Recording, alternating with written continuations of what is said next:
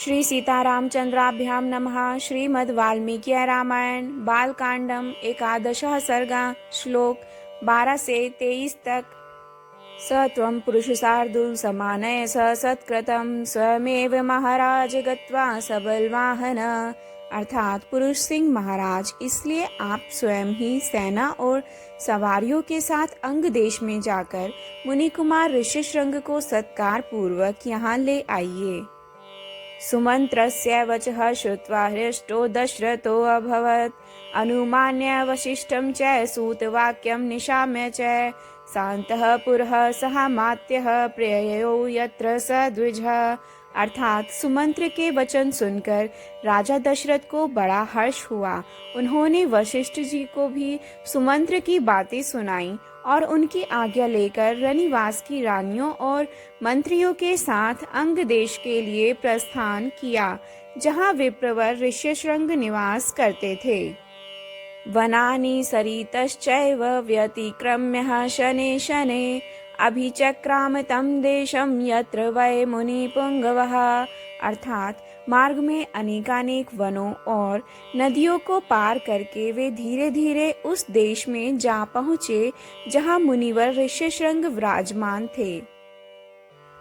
आसाद्य तं द्विश्रेष्ठं रोमपाद समीपगम ऋषिपुत्रं ददर्शाथो दीप्यमानम इवानलम। अर्थात वहां पहुंचने पर उन्हें द्विजश्रेष्ठ ऋष्यशृंग रोमपाद के पास ही बैठे दिखाई दिए। वे ऋषि कुमार प्रज्वलित अग्नि के समान तेजस्वी जान पड़ते थे।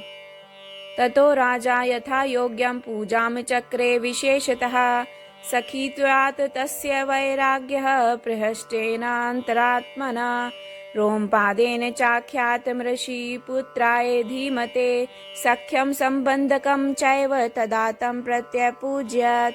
अर्थात तदनंतर राजा रोमपाद ने मित्रता के नाते अत्यंत प्रसन्न हृदय से महाराज दशरथ का शास्त्रोक्त विधि के अनुसार विशेष रूप से पूजन किया और बुद्धिमान ऋषि कुमार ऋष्यशृंग को राजा दशरथ के साथ अपनी मित्रता की बात बताई।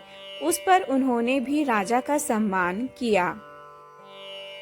एवं सुसत्कृतेन सहुषित्वा नरषभः सप्ताष्ट दिवसान राजा राजानमिदं ब्रवीत शान्ता तव सुता राजन् सह भर्णा विशाम्पते मदीयं नगरं यातु कार्यं हि महदुदित्यम्। अर्थात इस प्रकार भली भांति आदर सत्कार पाकर नरश्रेष्ठ राजा दशरथ रोमपाद के साथ वहां 7-8 दिनों तक रहे।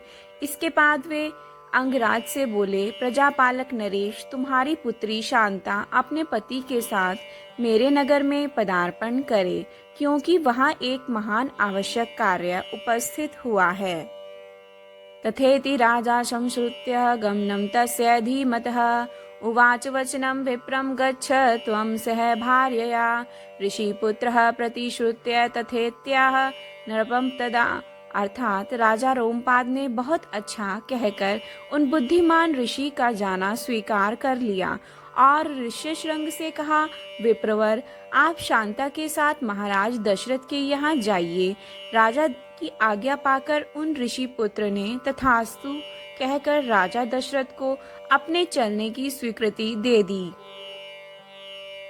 स नृपेणाभ्यनुज्ञातः प्रययो सह भार्यया तावन्योन्याञ्जलिं कृत्वा स्नेहात् संश्लिष्य चोरसः ननन्दुतुर्दशरथो रोमपादश्च वीर्यवान् ततः सुहृदयं प्रच्य प्रस्थितो रघुनंदन। अर्थात राजा रोमपाद की आज्ञा ले ऋष्यशृंग ने अपनी पत्नी के साथ वहां से प्रस्थान किया। उस समय शक्तिशाली राजा रोमपाद और राजा दशरथ ने एक दूसरे को हाथ जोड़कर स्नेह पूर्वक छाती से लगाया तथा अभिनंदन किया। फिर मित्र से विदा ले रघुकुल नंदन दशरथ वहां से प्रस्थित हुए। जय जय राम सीता राम, जय जय अवधपति श्री राम।